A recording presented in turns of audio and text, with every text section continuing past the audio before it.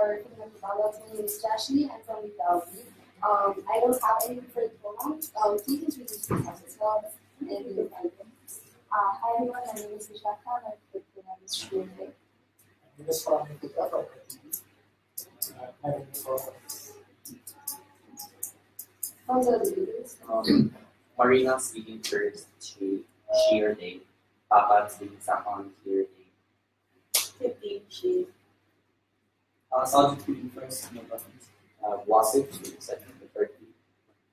Shadip speaking third, no preference. Thank you.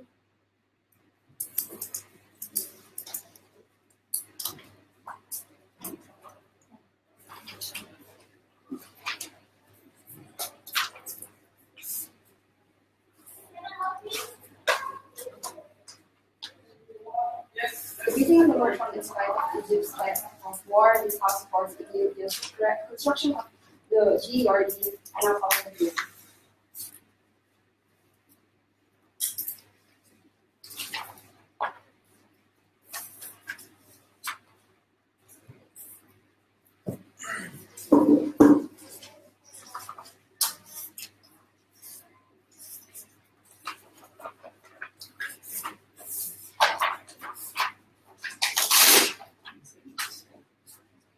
Regionally in Africa and locally in Ethiopia, we think there are numerous problems that can be solved through innovation, through groundbreaking sustainable innovations, such as renewable power. And Ethiopia has been in drought for years, so that pretty much means 10 million of their population is affected by the food shortage that there is, by industries that are weak, by an economy that is weak, and little wealth generation happening. We think also by the fact that they're landlocked means that there are very little to no other sources for income or other industries for them to have. That's why we value the hydroelectric power that they have figured out, and we think that it should be something that they use to benefit not only their people, but the African region as well. We think as the global community, we're going to support Ethiopia's construction of the Grand Ethiopian Renaissance Dam, and we think that given it's already completed and almost completed, there has been already so much capital spent and invested on it. We think halting it now is inefficient. Halting it now would be a betrayal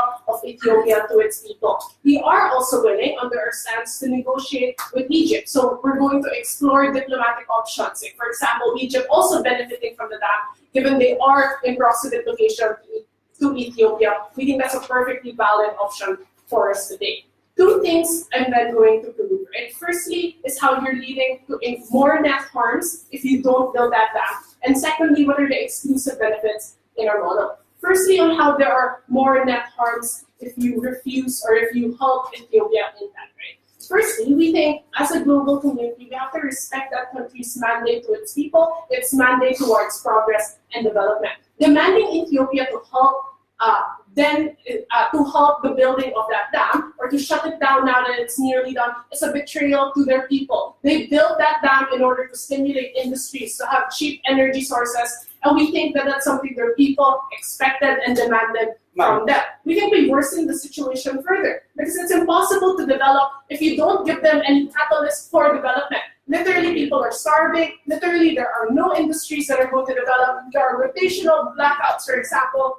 Sources of energy, such as petroleum, are getting more and more expensive and more scarce. We think that in an evolving world, we have to give them this advantage, and that's the only way we survive. So other alternatives, like perhaps giving Ethiopia aid, is also not viable because we're looking for the flourishment. We're looking for development and not mere sustenance. We don't want to simply have our people fed. We want to develop our economy and our businesses as well. But secondly, why is Egypt's threats to attack very unlikely? On the first level, if they were serious about launching a war, they would have done it before the dam was completed. If they were so angry that 25% of the water supply from the Nile in the region is going to be polluted, they would have attacked before. But secondly, we think international agreements are also things that bind these two nations. Like, for example, they're both members of the UN, which primary goal and purpose is to prevent wars from happening, right? We think that that does not warrant a war. There's no sit down. Oh, you're already seeing that. No, it means clear and present danger.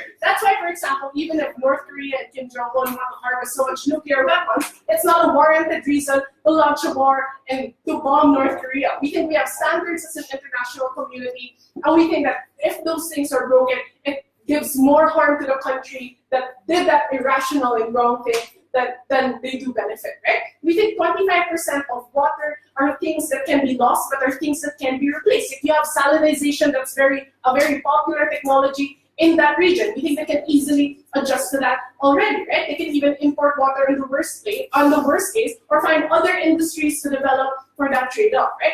But thirdly, we think the cost of war would be too much monetarily for Egypt, which is not a well-off nation in itself, and for the lives and time that they're spending. We have to acknowledge that Egypt, that's developing as well, would want to invest their time and want to invest their workforce into things that can make them develop and can ensure sustainability and stability in them. We think launching a war and mandating all your men, for example, to attack Ethiopia is not a smart thing to do. It will make their country poorer and their country less sustainable, right? So we think inaction causes a sunk cost because we don't think no one's going to pay Ethiopia back for that. And in conclusion, we think there are greater losses for Egypt if they do attack. That's why they're unlikely to do it.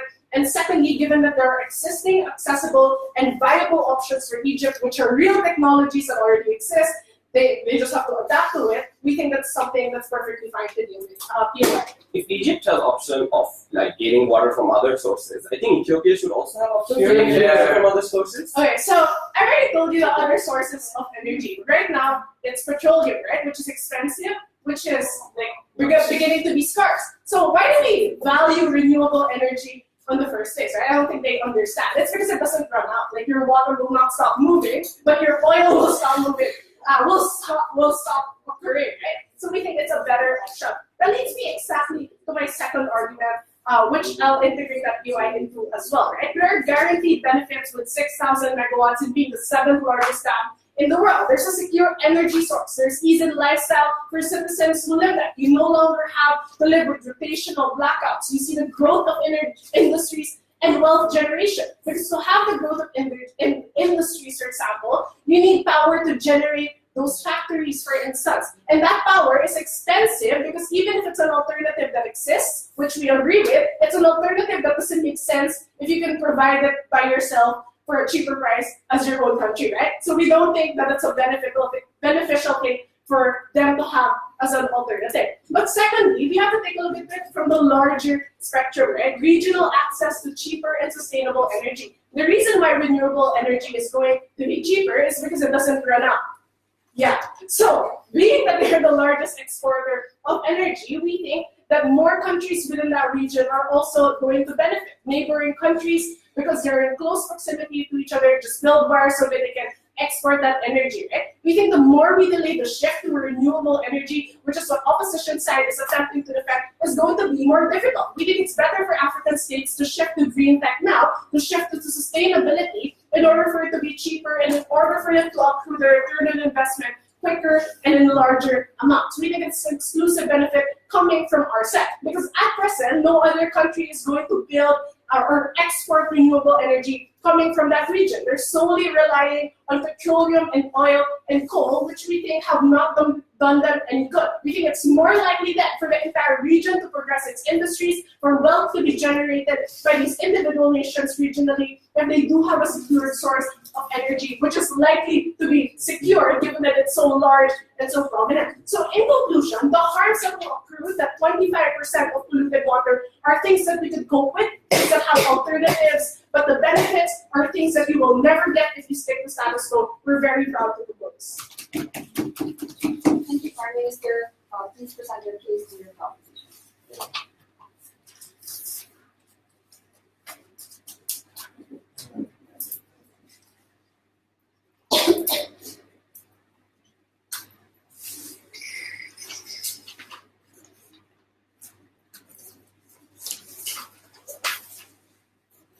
Yeah.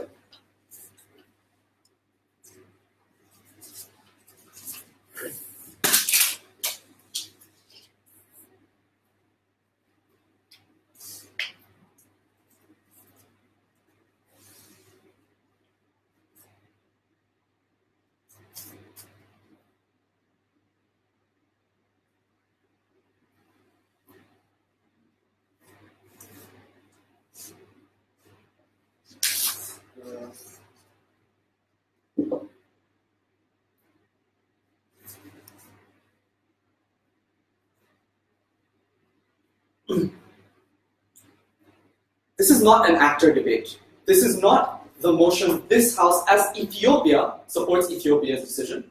We need to debate on what is on a net benefit to the world overall, and we cannot systematically disengage from Egypt's harms. That's a first. Second, we need to recharacterize Ethiopia, because we think their characterization is ridiculous. Ethiopia is one of the most emerging economies in Africa. They have a huge amount of money that they're earning through the garments industry, consumer goods. Even if you don't buy my fact versus theirs, use logic. They spent millions of dollars behind a dam. I'm quite sure they needed money to get that in the first place, to have investment. We're providing logic behind facts as well.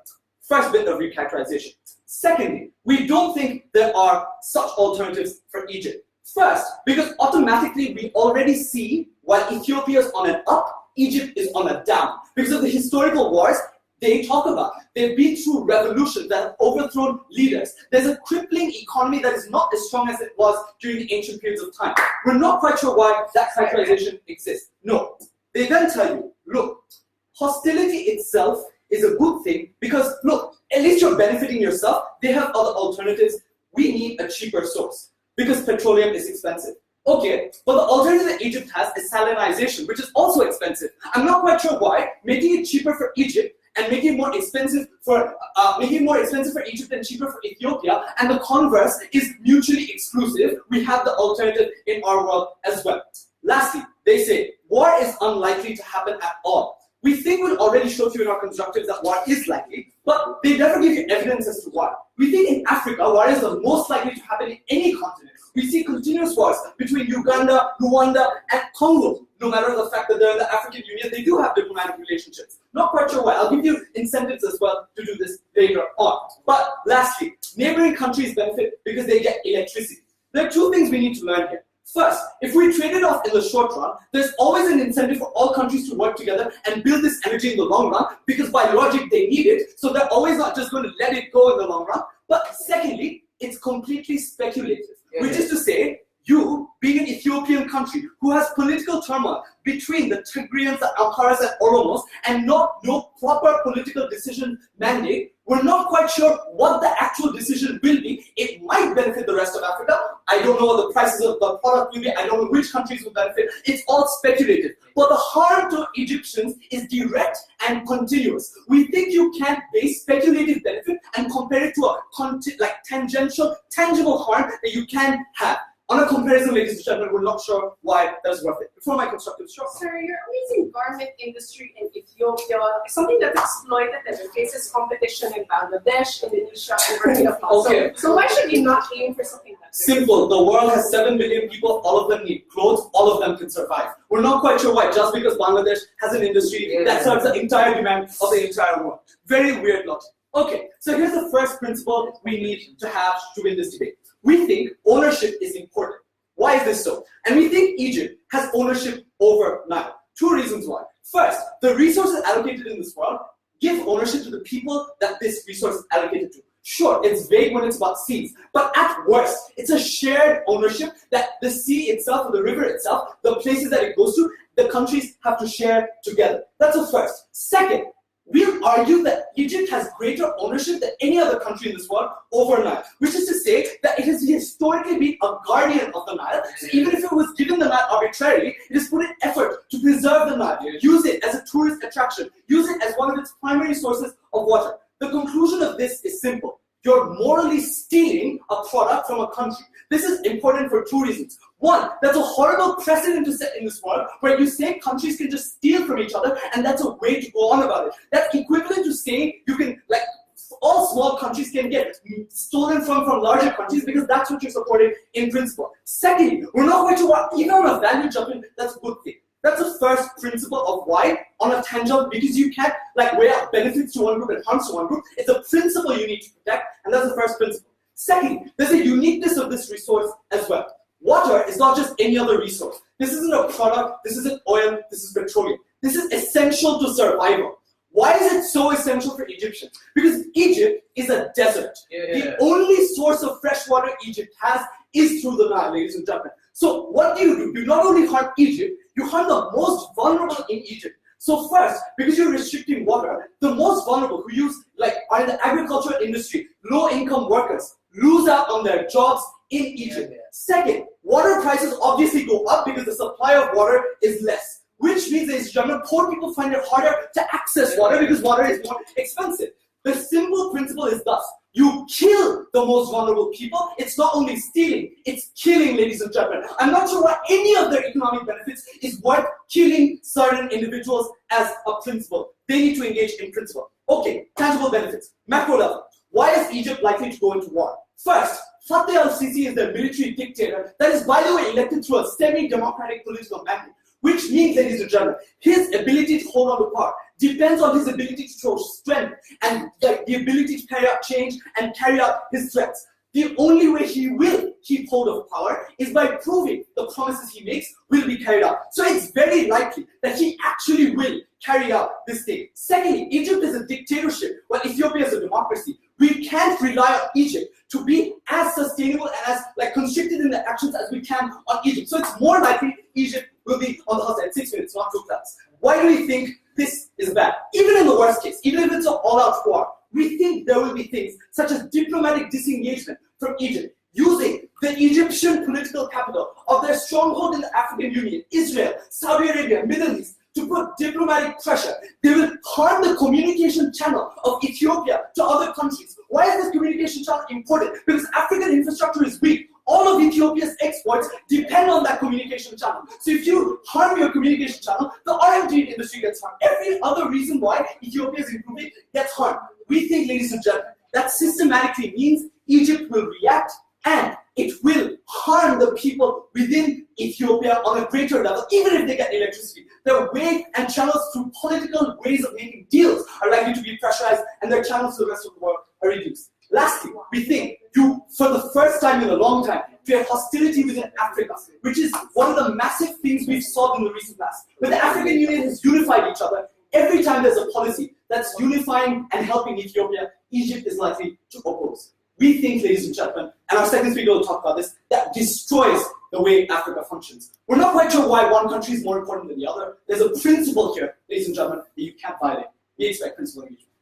Continuing the European position, extended phase of the government that is Prime Minister David.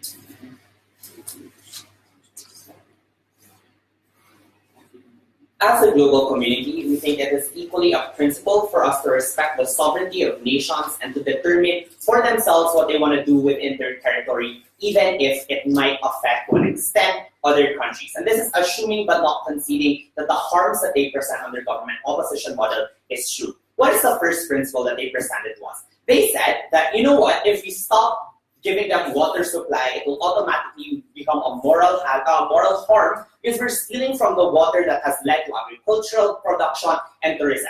The first question we want to ask is it true that we're removing all the water that they have been depending on? If you take a look at the info side, it only says that 25% will be decreased. We say that insofar as they still have 75% access to water, they still have the same amount of claim to the same amount of water that they would have in the past. We say that in comparison, the Nile is not exclusively Egypt's conceded, but it doesn't mean that it's also, no, it's not exclusively Ethiopia, and there's a shared river, but it doesn't also mean it's exclusively Egypt. So you get the first principle launched by their side, and you know what, they were the ones who owned it first, or they were the ones who took care of it, is one that is false, because it's like a river that cuts through multiple countries. But we say that Ethiopia has equal claim to the same river. But insofar as Egypt's not 100% cut off from access to the river, we say that the principle is not a valid one. But the second principle that they said was, you know what, we're going to lose and kill people when the water supply is cut. Again, one, they still needed to prove that it is super likely that people die because they don't have access to water, although that is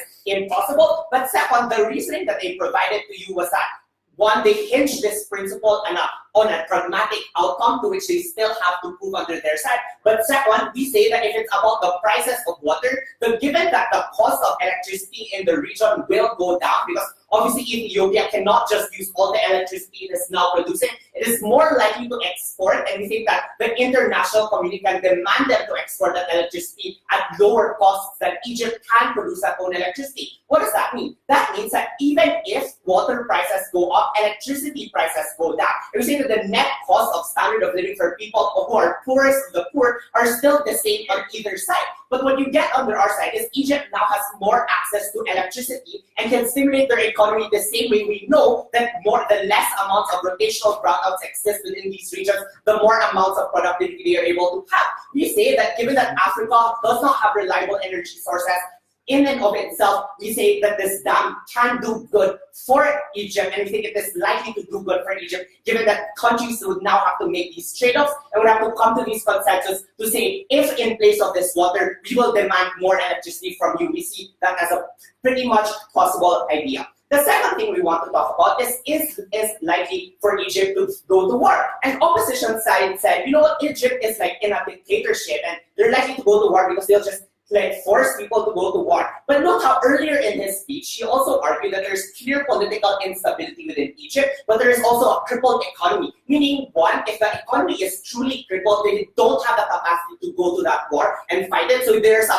competing characterization between opposition model. But if it is true that the dictatorship is alongside a political instability, means that if it is unfavorable for people to go to that war, it is unlikely that they will support that dictator and will oppose that dictator and throw him off the same way that they have done in the past. So it is unlikely that that person, that the head of that country is able to declare war. But we say that the reason why it is unlikely that people will support this policy is because, one, the poorest of the poor who they claim are the most harmed are less likely to the people who will go to war. The people who are more likely to go to war are the middle class. And we say that insofar as the middle class are insulated from the risk of the adjustment in prices, but we said that the adjustment prices won't happen on net, we say it is unlikely for the middle class to support going to war by this unpopular leader. So if the unpopular leader really pushes everyone to go to war by using his dictatorship, we say it is likely that he will be overthrown. What does that mean in conclusion? One, the harms of that war is clearly unlikely because we still have that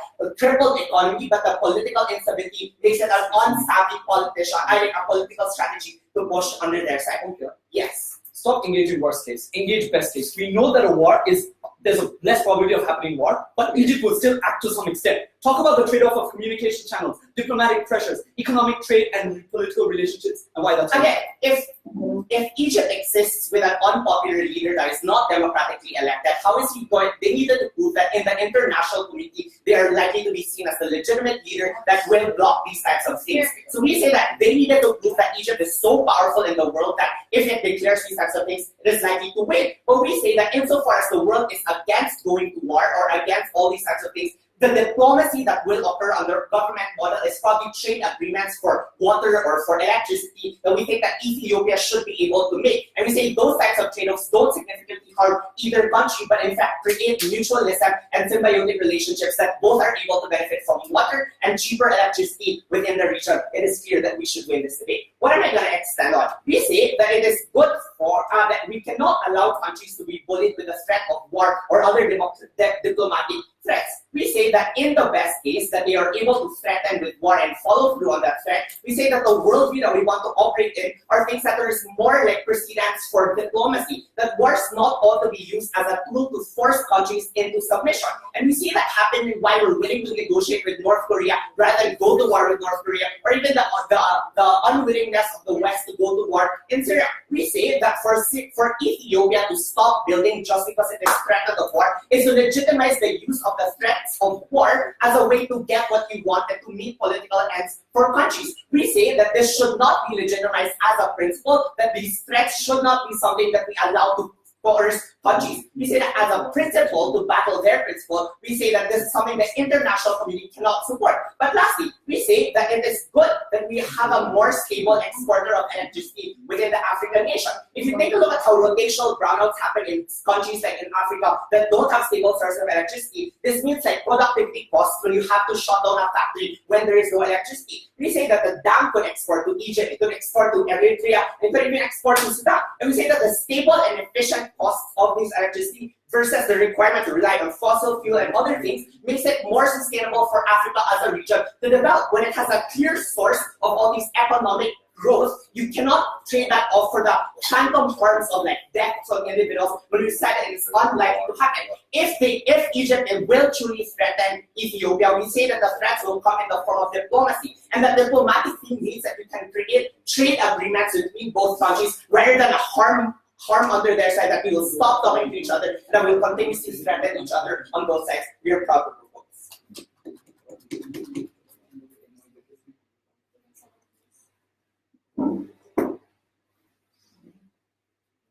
Thank you, Defense Prime Minister. Thank you for your flight.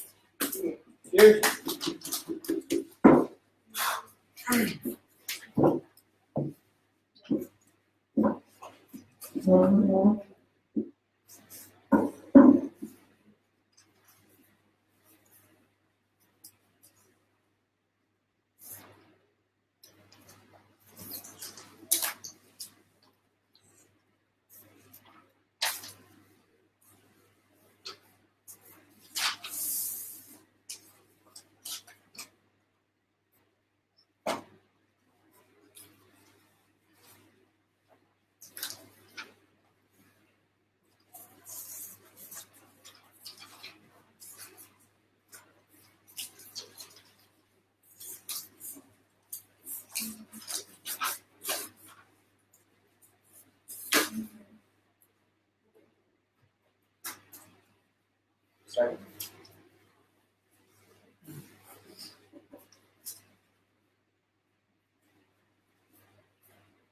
It is not an act of violence if you threaten war to protect the lives of your people.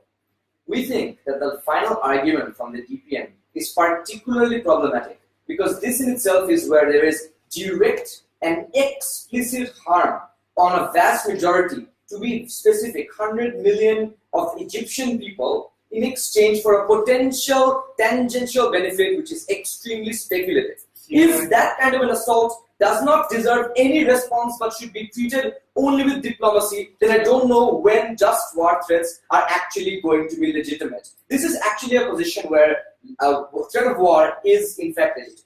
If we assume it is not, Ethiopia in itself is not the best position of the point of being a good guy in the international forum, because in itself has a lot of civil wars and has instigated violence as well. So you can't get a good guy card just because you happen to live on the top of Nile instead of the bottom when you want to practice diplomacy. We think there is a ridiculous argument from opposition to suggest. Two things in rebuttal before I move into my constructive extending on why Africa needs to reduce tension to grow by itself. First, rebuttal. Is it really true that the sovereignty of these countries should be respected over Egypt's claim to this water, the principal engagement? They tell us that removing only 25% of the water is not really that big of a harm, because they use the convenient number of 25% as opposed to 100 million, an extremely massive amount of people who you directly affect. We think that is a really weird use of that percentage to use it. But secondly, they ignore my first speaker's argumentation. Who are likely to lose out on this water? The poorest of individuals who are least protected by a weak military government with a lack of resources, who rely entirely on agriculture or by taking water directly from the Nile. You affect their business, you affect their daily life. You take away the only thing that could support their life in a crumbling Egypt. We think all of these harms must be accounted for, instead of them believing them when they say that the harm is in fact very minimal. It is not at all taking away lives. In the absence of water, you cannot earn money. You have no social security. You are not being able to access an essential resource that determines your life. Under all of this, it is in fact a threat to individuals' lives. Their alternative then is that, you know what, we can make ties with Egypt and sell them electricity instead of water. Well, electricity does not generate water, so that hardly exists. Only the rich people will be able to afford expensive water or the inefficiently produced electricity from Ethiopia. So generally speaking, these individuals will still not benefit. But the more likely scenario is, you are threatening a military government to deprive it of its rightfully owned water for electricity, when it has already threatened to go into war with you. What kind of bullshit diplomatic tie do you see working out on their side to have any kind of benefit of that electricity in Egypt? We think there is a ludicrous suggestion of any kind of alternative, because the current leader will never go into a diplomatic tie with someone who is threatening its people, and it needs to maintain an aura of strength, something they never ever rebutted either. The conclusion being, you cannot principally take this away because you are in fact murdering the Egyptian population and taking away their sustenance. We think that is problematic. Second rebuttal. They tell us that oftentimes it is the case that there is not going to be war. We tell you that even if we assume in their best case scenario there is no war, they have to engage with the political problem that might arise. We think that even in the best case scenario, the current leader, Fateh al-Sisi, will be against this. Why is that the case? Well, first of all, we think that this has been himself propped up by the US, which has led to ties like with Saudi Arabia, like with Israel, which means to say they're actually politically relevant, unlike what they'd like you to think. No, thank you. Secondly, all of the harms that come with it have no alternatives, as suggested by the really shady response to this idea that they must not do this. And we told you why this leader must maintain faith to the people and to the international community. No, thank you. Thereby, their political effects and all of the following things, like denial of the RMG sector, denial of alternatives for energy, which might make future assistance are taken away, the point at which you piss off Egypt under this circumstance, which was able to bear all those harms for the marginal benefit Ethiopia might gain and the marginal benefit might do to the rest of the community.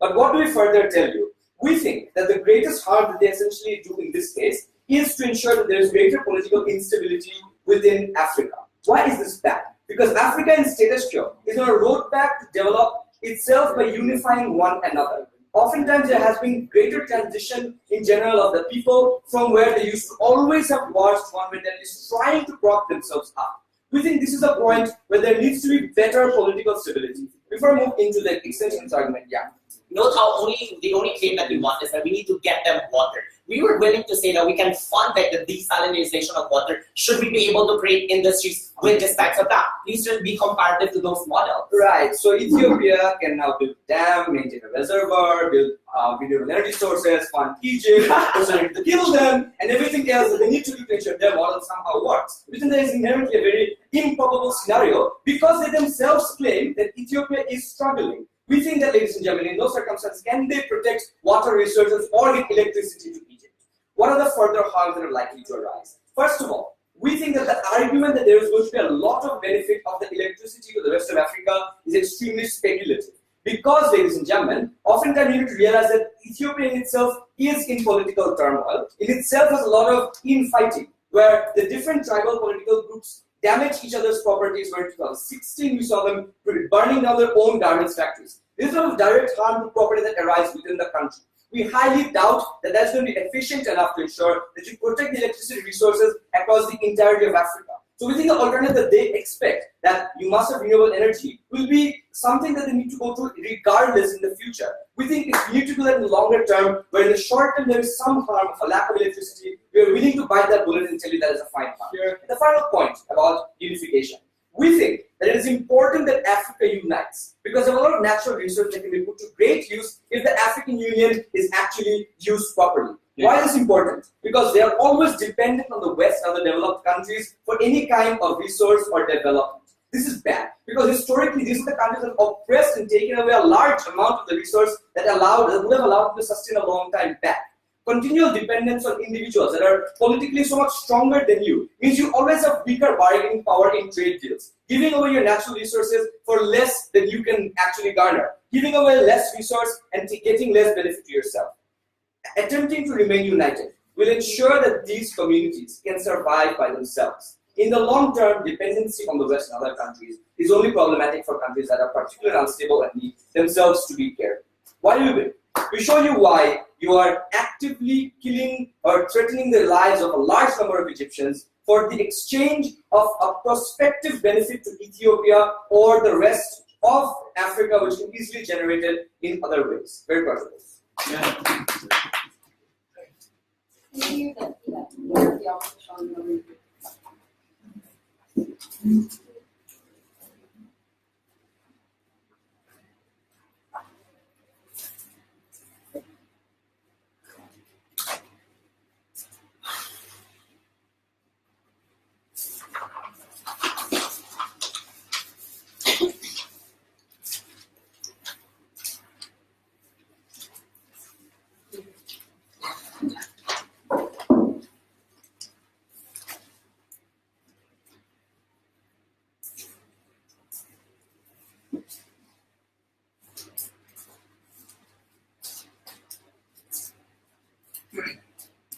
Understand that the biggest flaw of opposition side was that they never proved why any of the harms that they said were things were exclusive. Why? Take this situation. If Ethiopia does not build this dam, these individuals are still going to die out because of the famine, because of the drought that exists, because of the lack of the energy to essentially sustain their country, in which 10% of individuals are already starving. If we do build the dam, individuals, we think in Egypt, might have that harm of also no access to water or might starve. So this harm, we think, of individuals starving, of individuals having to have, or us having the mandate to protect lives, exists on both sides. The question then is which harms are the manageable harms that we can hedge against, that we can find alternatives to, and which we can probably say are unlikely to happen.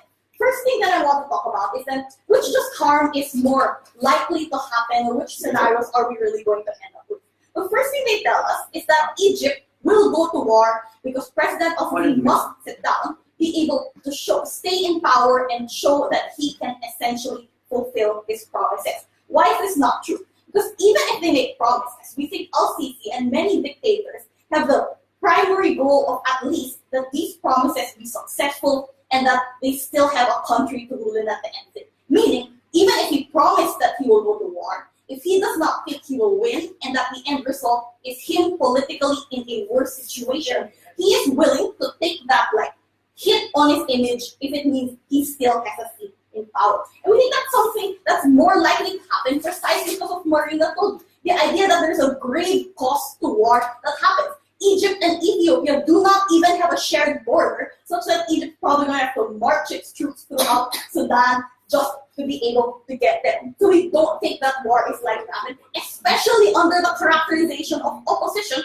where it's crumbling, where it doesn't have any of the reasons to even show why it's going to be successful in the first place. We don't think that's true. But more than that, we even showed you why pressure from the international community is going to make it unlikely. They themselves said that Egypt does have a lot of connections to individuals diplomatically, and we think that just goes to show such that diplomatic channels tend to work two ways. Meaning it's not just Egypt who demands things from them, but much that the international community does not want a war to escalate, it is equally possible for them to exert that counter pressure on their side. Sit down. But let's assume then that the characterization of Egypt as this crumbling government is not true. Then we think they're equally capable of just exploring diplomatic channels and not as desperate to go to war, such that war is something that is unlikely to happen on their side. Second, they say individuals will die with no access to water. Well, yeah, that's true. If you really have 0% access to water, that's fine. But we think there's still enough time for Egypt to be able to adjust and determine how to be able to deal with the 75% water. But we told them that you have alternatives. Understand, even if you just look at the map, Egypt is beside two oceans in which desalination is something that's possible. And so we said right from the get-go that Ethiopia is willing to talk with Egypt. We're not just going to be saying we'll build a dam, that's the end of our policy. We said we're willing, if it comes to sharing energy to fund this desalination, so it's coming to funding it, such that we think that Egypt is more likely to be able to get that access to water. But last, they say we're going to end up blocking diplomatic channels from us.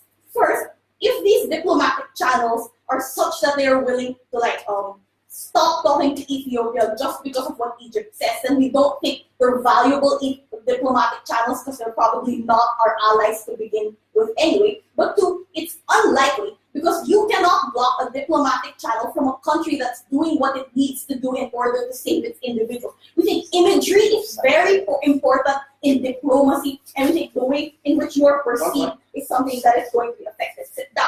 Comparatively, what did we tell you? We said that without this dam, individuals are probably most likely, definitely going to die because individuals don't have the energy, and Ethiopia does not have the energy to continue to power its industries and its resources to be able to do these things. Understand that this harm is not dependent on how a human will react, and is therefore something that is probably more likely to happen, especially with India being crippled by petroleum. The opposition side saying, well, we have like lots of garment industry, doesn't go to show how we are able to solve any of these energy crises. Even when their last speaker admitted that eventually Ethiopia must turn to renewable energy to survive. But second, they say, well, Ethiopia also has alternatives, but never told us what those possible alternatives to the crisis could be, or a roadmap in which they would be able to solve it. We think we were able to explicitly tell you how Egypt would be able to manage those harms, but it's too late for opposition to suddenly come up with a counter problem to tell us how we're going to survive. Yes. Right. So at least Ethiopia can improve on its current RMG or consumer goods to get other things like solar or biomass or wind energy. But you can never magically produce water that the poor cannot afford in Egypt. Desalination, like produce water because we help it. That's one, so it's untrue. But two, understand that we already have a sunk cost into these dams that we're currently building, and that it will still take time if we want to grow these industries with our lacking energy, invest in solar technology, find a way to plan and build it such that we are able to get the same energy. We think the cost is too high, such that the harm of our individual time still happens if we go to that alternative that suddenly came up. So what does that essentially prove? It means that more likely than not, individuals in the worst case, and we're just going to be like the most charitable here, if individuals on the worst case are going to die on either side, we think that opposition still should take this debate, because we were proved to, for government side to take this debate, like renege that, because Marino was able to show that's fine, if dies, we have a net benefit of a regional spillover because of that energy, if we have to equate it with lives. But the good thing about this debate is we don't have to go and take the worst case, because we are able to prove that there's a more certainty to the harm that comes when we do not build this dam, because energy is something that's vital and something that we don't have the alternatives to find that too. In comparison, because the harm coming from Egypt is one that is human, one that we can talk to, one that current incentive structures have already proven is unlikely to happen, it's something that we think can be prevented, and therefore we'd rather have the dam.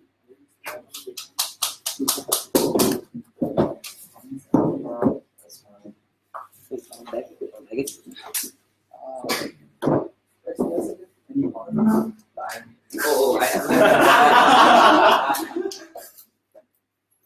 Hello, Egypt here. No, we have it down. We'll give you 75%.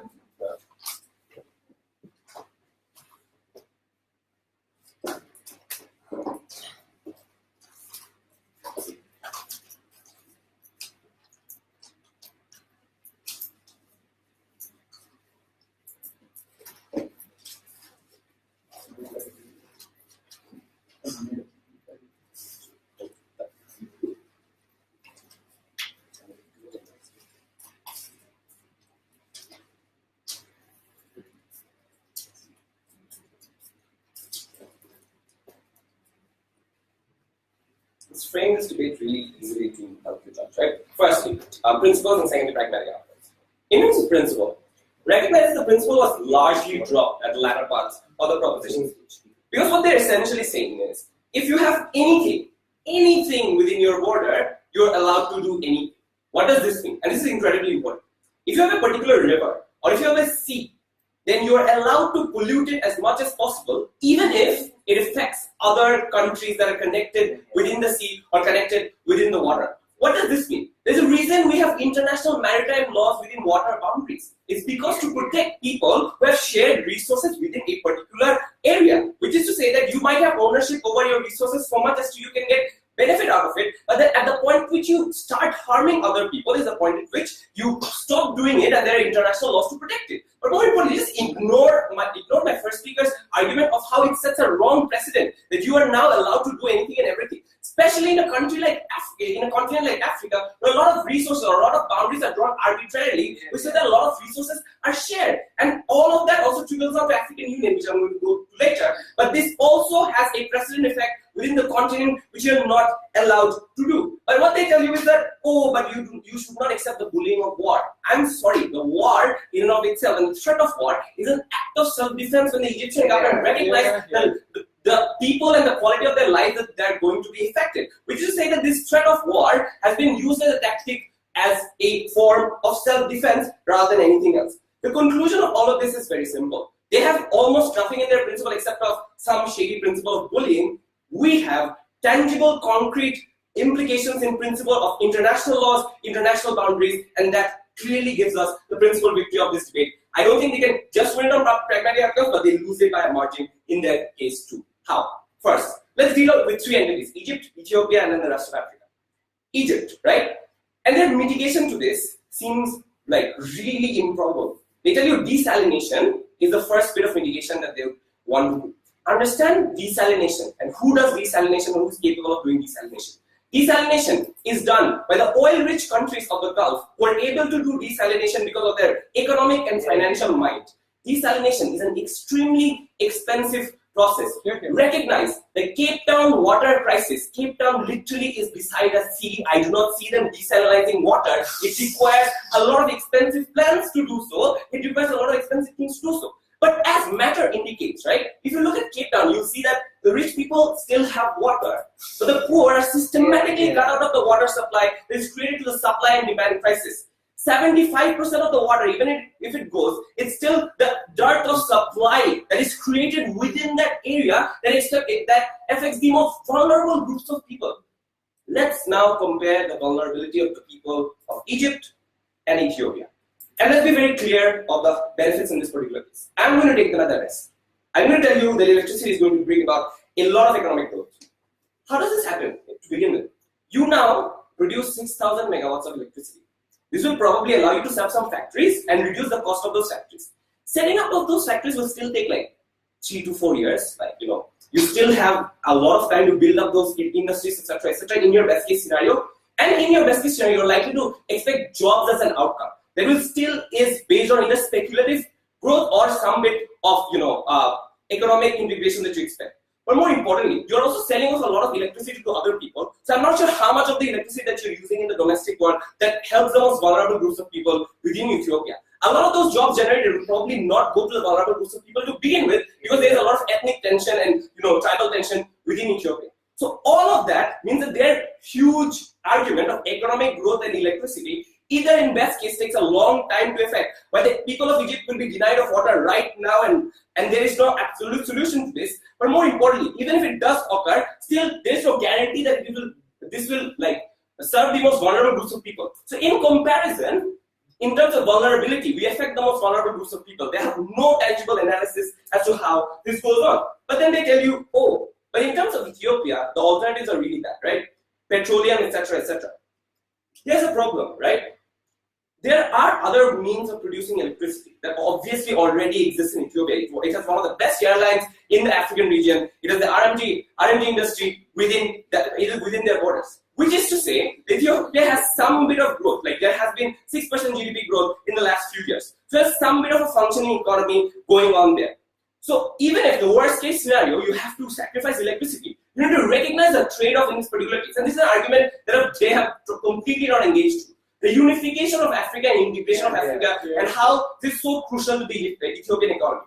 Take their own logic from the first speaker. Ethiopia is a landlocked country, so it depends on other countries for trade routes, right? Which is to say that it depends on the functioning of African Union and how African Union is able to put all of these countries that have been historically at war together. The problem with this, ladies and gentlemen, is that if African Union is not able to unify the economies, unify the diplomatic stances of these countries, then you do not get all those benefits of free trade agreement. You do not get access to other markets. Now, if you are at a war with Egypt, you create a binary where you are able to diplomatically engage with one country but not the other country. Egypt is an incredibly key country within the North African region where it has influence over Morocco, Algeria, etc. And Ethiopia is in the middle of Africa where it needs access to both North Africa and Central Africa. So there will be a diplomatic squabble within that particular region where we'll have to either engage with Egypt or Ethiopia, and the countries will have to make a choice. And the Ethiopian economy won't be able to grow because it has systematically disengaged from best case scenario at least half of its potential clients in terms of its businesses. And this is something that they did not touch at all, coming from my first speaker and my second speaker. And recognize that the unification of Africa is the only way that Ethiopia can grow as a market, given that its domestic market is not that great, according to their characterization. This means very simple. On weight, even in their best case scenario, Ethiopia has a lot of production, still does not have a lot of countries to sell to, still doesn't have a guaranteed trade route.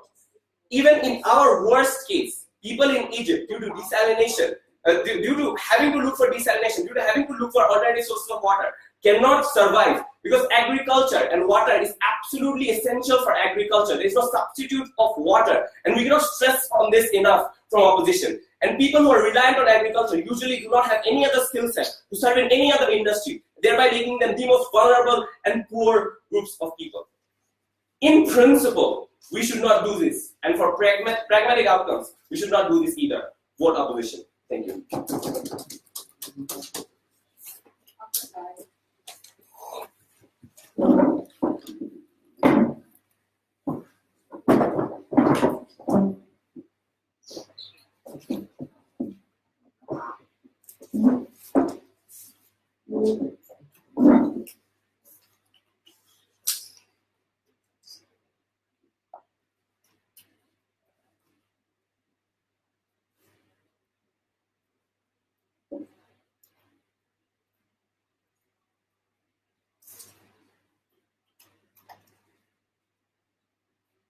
The first thing I'll do in this reply is give you the easiest way to win us this debate. I'll show on a comparative, taking Gulf's best case scenario, we still win on multiple folds. So what is Gulf's best case scenario and what is the scenario we can't fix?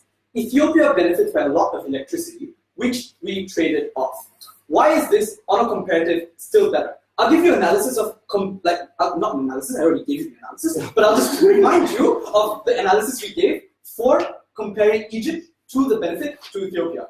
First step, we told you in my first speech that Egypt as an economy is more crippling, Ethiopia as an economy is uprising.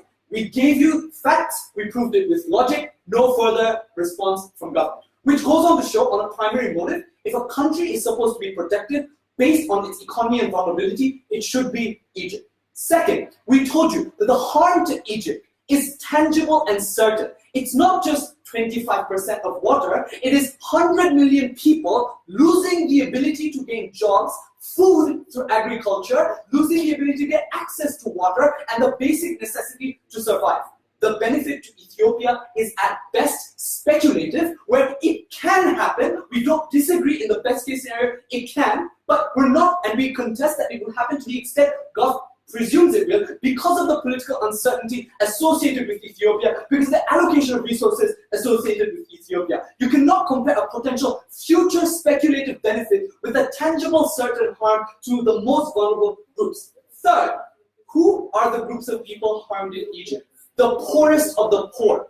Even at worst, this dictatorship is unlikely to react, and they say, look, we'll make, we'll form relationships with Fatah al-Yassi and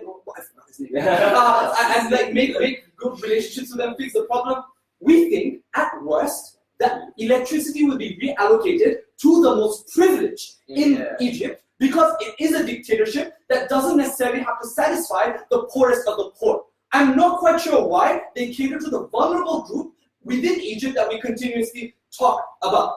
All of these things show, if you compare their best case scenario, it's not a worthy trade-off. Let's go into our world. They didn't engage at all. This is the part of the debate where we think it's beyond just comparing Egypt and Ethiopia, but into the principles of what a world should support. We told you, this is literally stealing from a country that owns that resource. Their only response to this is, look, ownership is shared, we're only stealing 25%. Doesn't mean that you can systematically harm and block that water from the rest of the groups of people. We think the status quo doesn't restrict ownership from Ethiopia either. It is shared ownership that allows both groups of people to benefit. We're not quite sure why stealing is worth it. Secondly, we analyze this to murder. It's not just stealing when you can have no alternatives, ladies and gentlemen. And the best case scenario to this response as a principle is, look, alternatives exist, so it isn't murder. I think we responded to this within our case through multiple layers. First, if your alternative to electricity is petroleum, which is expensive, I'm not quite sure why alternative to water, salination, being expensive is a worthy trade-off. At best, it is not exclusive. I'm not sure why, on a value judgment, that's more important. But secondly, we continuously pointed out that electricity has multiple alternatives, which the African Union and Ethiopia are likely to tap into: solar power, wind power, etc. But water is just water. You can't replace it with Coke. There's only one source of survival, ladies and gentlemen. But fifth, they absolutely unengaged to the best case scenario of Egypt's reaction. We said that even if war doesn't happen, it still will likely to take some kind of action that diplomatically uses its allies, which it has, by the way, to cut off communication ties that are absolutely crucial to the functioning of the uprising Ethiopian economy, based on the RNG sector it has, based on the consumer goods that it produces, ladies and gentlemen. All of those things take a systematic harm to even the good they're trying to protect, which is the Ethiopian people. Lastly, an unengaged argument is the unification of Africa. Arvind did a good job of elaborating it. I won't spend much time. Very lucky.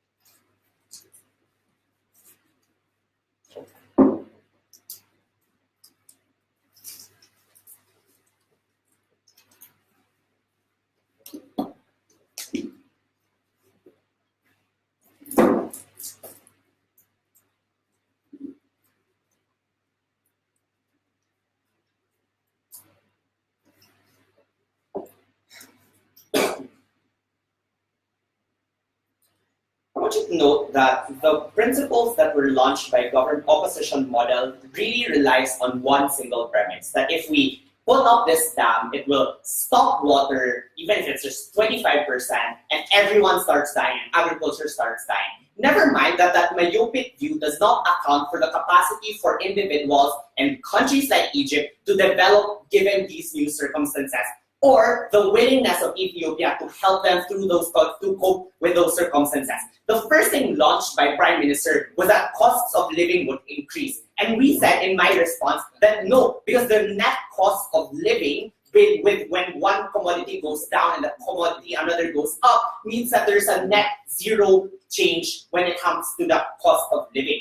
They said that, and here I want you to note why this is the cause of their downfall, is that Egypt is likely to take some kind of action such that it will all of a sudden, and the automatic action will be to cut off all ties with Africa or with Ethiopia and like you, strong or everyone else. But we also said at Deputy Prime Minister that some kind of action could also be concessions to which it will demand financial aid from Ethiopia to get cheaper and access to that electricity, or even to find alternatives to get to that water. Never mind that they never proved why that is unlikely to happen, given that they also claim that given the political stance and political strength of Egypt means it can extract those concessions. They never proved that that is impossible. Because the only way for them to stand and claim that their principle of death and self-defense is clear is only if they can prove that there are no other alternatives for people in Egypt. And we say that insofar as there's 75% amounts of water, doesn't mean that automatically 100 million people will die. They don't be fooled by the automaticity of that claim that when you decrease the amount of water but not cut off all that water, there is still chances for these individuals. The automaticity of that claim means that they are unable to logically explain why one thing leads to another and just rely on that assumption. We say that at DPM, we said that the self-defense can only kick in when there are clearly no other alternatives. And we do say that they do have those alternatives. They never said why these alternatives are unlikely or will never happen. They just said, oh, it's just a short-term, long-term cost-benefit analysis. We say it's not, because insofar as the self-determination argument launched at government side said, is that countries have the capacity to see long-term for themselves. And they cannot akin this to polluting waters, because we say that's fundamentally different. That's obviously illegal. But when we say that cutting off water is not also an absolute thing that happens under government model, it's just 25% less. So we say that insofar as like self-determination exists, we say that the sunk cost that was already spent on that dam is something you can never repay back to the taxpayers. And we think that that is something the international community should respect. But we say that the economy stops developing harms these individuals as well. That insofar as Ethiopia is also starving, that insofar as 10 million people in Ethiopia don't get those benefits. The only response that they said was that, oh no, suddenly the vulnerable people will get left behind. But Ikiti's analysis was that on net, both sides, if on best case the government is able to get to those jobs, we will still employ the same amount of individuals. So we say that in the long run, when you are able to use the electricity to make stable industries, you will be able to employ the agricultural sector that has like laid off a bunch of people. They never said that they will never recuperate from that struggle. They just said, oh, corruption happens on both cases. But we say that that's not an excuse for this, for opposition side to not prove their burden that these things are likely. We say that the desalinization of benefit water could also exist. The last thing that they said is that, you know what, we need to unify Africa, but they never proved why Africa is likely to be fractured. And this is where we say that some kind of action doesn't automatically the dispersion of Africa. It just means extracting concessions from Ethiopia. And we're not sure why unlikely that those could be like food aid or water aid. And we say these things are highly possible. Or it could be investment aid from Ethiopia to Africa. All these alternatives came up from government side. We say that in matters of self-defense, as a principle, we can use self-defense to extract accessions, and these are not responding to come from previous speaker or from opposition side. Can I ask the negative sides of You were the last one. Not Having said that, okay, sorry.